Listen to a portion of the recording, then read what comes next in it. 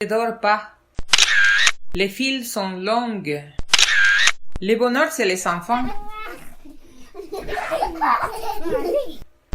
Le variant psychotique à naître a plusieurs visages mutatifs, virulents et propagateurs aux perceptions altérées, ne survit qu'en transperçant l'inconscient collectif et social, déstabilisant le raisonnement moral des hommes face à l'ennemi invisible et envahissant à petit feu le monde physique. Pandémie, pas pandémie, tu sais pas ce qui t'attend. Fait que le beau soleil qui est revenu, ben là, ça te redonne le moral. Je suis capable de prendre des marches. Mais je garde mes distances. Puis je me lave les mains. Puis je mets un masque. Si c'est pas pour moi, c'est pour les autres. Quand je fais le bien, je veux colorier. Je peux le faire. Il n'y a pas de problème. J'ai tout ce qu'il faut. J'ai des crayons. J'ai mon coffre à crayons où j'ai mis mon petit aiguisoir dedans. Je file pour colorier quand je veux. Que Dieu nous ouvre l'intelligence pour chacun apporte sa modeste pierre à la réussite du combat commun. Et la journée y passe, le courage s'y use, la patience en prend un coup. Parfois, nos voisins deviennent nos amis. On se regarde, on se juge et on s'en contredit. Moutons au front, unissons nos forces, oublions les chicanes. Mais, ce qu'il ne faut pas qui change, c'est de continuer à s'entraider. S'il te plaît, pense à ceux qui aiment vivre. Respect, s'il te plaît. J'ai eu peur au début de la pandémie. Je ne changerai rien, à part la pandémie. Je vis relativement bien. J'ai pu aider. J'étais sur la ligne de front pour aider. On a la chance que les gens font la bouffe. La communauté a mis ensemble des efforts pour rejoindre les gens. Je mange de manière un peu régulière. Ça amène la régularité. Je suis bien entourée car j'ai beaucoup de liens communautaires. Un espace pour parler, c'est très important pour briser l'isolement. Le quartier de Montréal-Nord est le quartier le plus touché par la pandémie de la COVID. Une population défavorisée du quartier souffre de façon particulièrement aiguë des mesures de confinement. Je reste pas à rien faire. Je distribue de la nourriture aux gens. Ça me fait chaud au cœur. J'ai hâte que la salle rouvre pour qu'on se retrouve toute la gang. Je distribue aux voisins de la rue des repas froids, des repas chauds, gratuits, fournis par divers organismes de Montréal. Je redouble d'ingéniosité pour rendre la distribution possible, tout en respectant la distanciation sociale. Isolement, confinement, perte d'emploi, faire la file, perdre le fil, préjugés, s'informer, mais pas trop, déplacement, internement, vaccination, distraction, conversation, tourner en rond, distribution, en attente de solutions. Tellement de mots et d'émotions à l'horizon des 2 mètres qui nous séparent et qui nous connectent à la fois. On a l'impression que la situation nous glisse entre les doigts. On se méfie des mains tendues. On voudrait serrer le futur dans nos bras, lui dire pour nous rassurer nous-mêmes que tout va bien aller. Ils disent que ça va bien aller et décident de nous confiner. Premièrement, des congés, puis des confinements qui nous ont tous affectés. Cette maladie mondiale nous a appris plusieurs choses dans notre vie. En espérant que le gouvernement fasse quelque chose de pertinent, dans tous les pays c'est comme ça, et comme résultat, l'augmentation des cas. Les choses font qu'empirer car tout ce qu'ils trouvent c'est nous enfermer. Donc pas de regroupement et ça tout le temps. Ils disent que ça va bien aller et décident de nous confiner, mais ne voient pas vraiment que ça nous affecte mentalement. Bonjour, je m'appelle Aïcha Tajdine et je suis une pédiatre. Pour la santé mentale de vos enfants, je recommande une dose de contact et de câlin lorsque le Covid sera terminé. Par contre, il ne faut surtout pas oublier de se laver les mains bien souvent et de bien nettoyer les surfaces. Il faut continuer de faire des efforts. J'espère qu'on pourra bientôt se retrouver pour que les enfants aient une vie normale. Merci.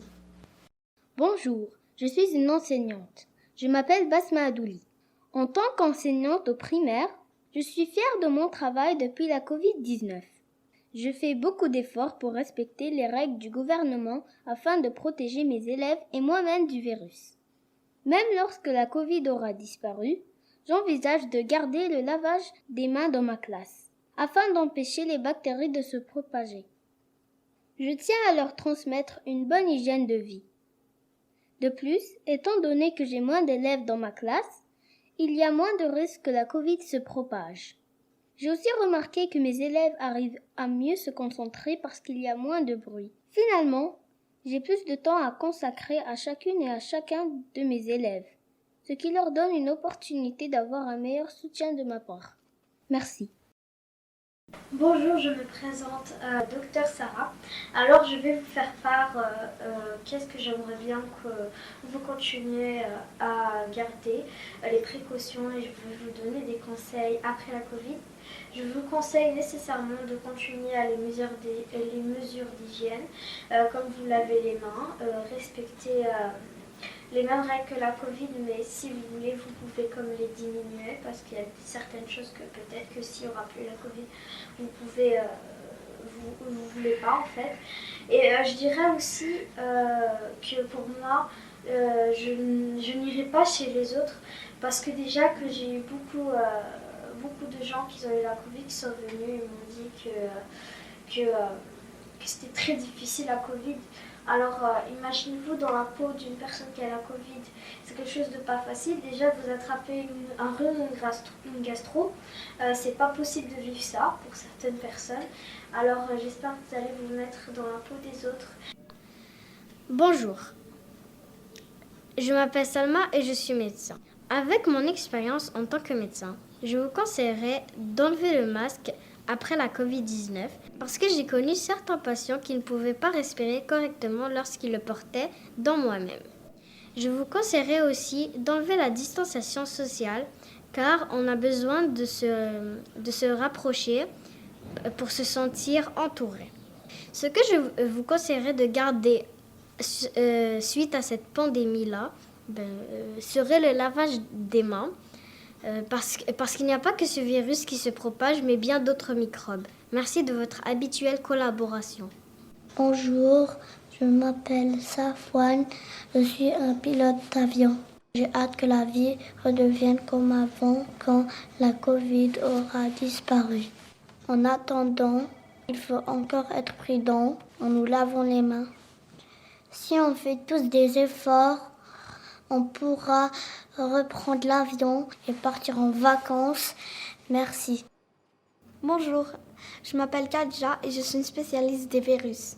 La Covid nous a créé beaucoup de problèmes qu'on a réussi à résoudre.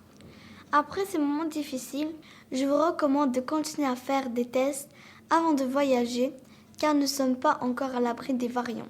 Aussi, n'oubliez pas d'avoir des gestes éco-responsables. Merci.